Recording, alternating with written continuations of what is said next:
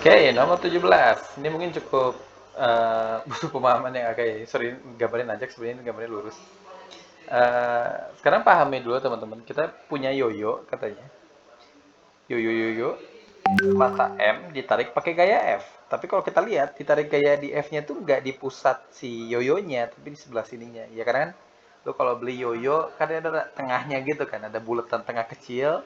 Terus kan si tali itu digulung di situ. Jadi sebenarnya wajar bahwa si gayanya tuh nggak letaknya nggak di tengah si yoyonya.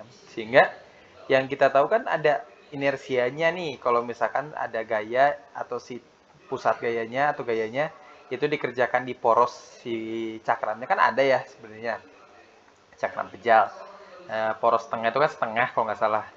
Nah masalahnya di sini dia nggak di situ sehingga akhirnya kita harus pakai teorema sumbu sejajar nanti untuk nentuin si teorema sumbu sejajar untuk menentukan sebenarnya berapa nilai dari inersia yang bakal kita pakai seperti itu.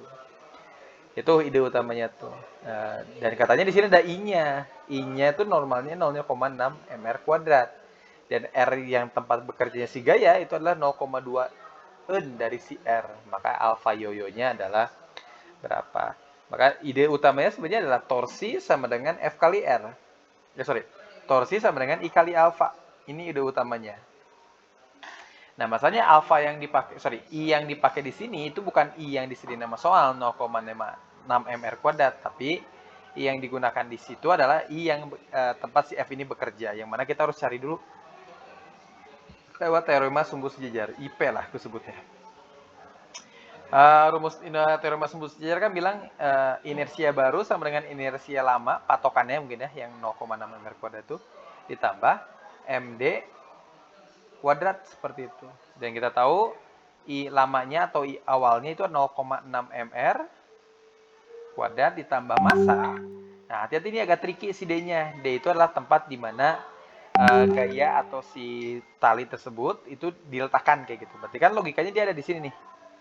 Di situ. Berarti kan si D itu sebenarnya adalah R dikurangi 0,2 R. Jadi letaknya sebenarnya si gaya tersebut itu ada di sekitar 0,8 ya. mr kuadrat tambah massa kali 0,8 mr kuadrat. Sorry, ini harusnya ada komanya. Kenapa gue nulis M-nya ada 2 ya? Sorry. Ini enggak ya, teman-teman? Ini M-nya enggak ada. Wah, enggak fokus nih. Nah, gitu.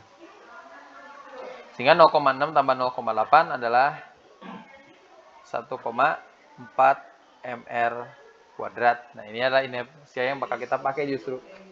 Sehingga akhirnya torsi sama dengan F kali R kecil tentunya, sama dengan IP-nya dapat 1,4 mr kuadrat kali alfa. Sehingga lo R-nya biar bisa kita coret mungkin jadi F kali R-nya berapa ya? R-nya adalah 0,2 R sama dengan seperempat mr kuadrat kali alfa. F-nya kita kasih tahu nggak ya? F-nya nggak ada ya? F-nya jadi F aja. Oh, disuruh bikin persamaan. Ya wes. Berarti F sama dengan, gue mungkin pindahin dulu ini ya. Ini kan 0,25 atau nggak ribet deh.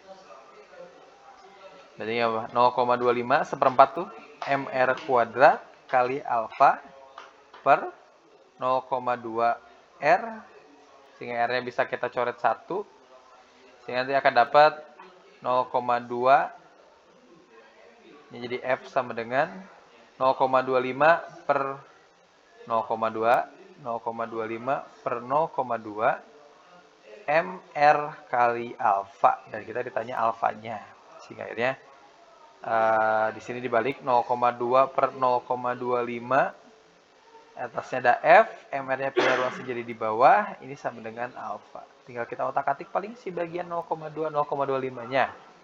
Maka jadinya adalah 2 per 2,5 ya, kalau gua kali atas kali 10, kali 10 jadi 2 per 2,5.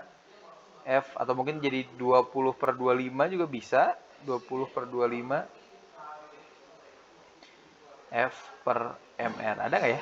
20 per 25 kan sama dengan bagi 5, 4 per 5 ya. 4 per 5 F MR sama dengan alfa. Sehingga 4 per 5 kan 0,8 F MR. Seperti itu. Lu dapat 0,8. Berarti yang ini FMR. Oke, ini idenya cuman ada di si teori masuk sejajar karena kita nggak tahu inersia tempat si gaya tersebut bekerja kayak gitu.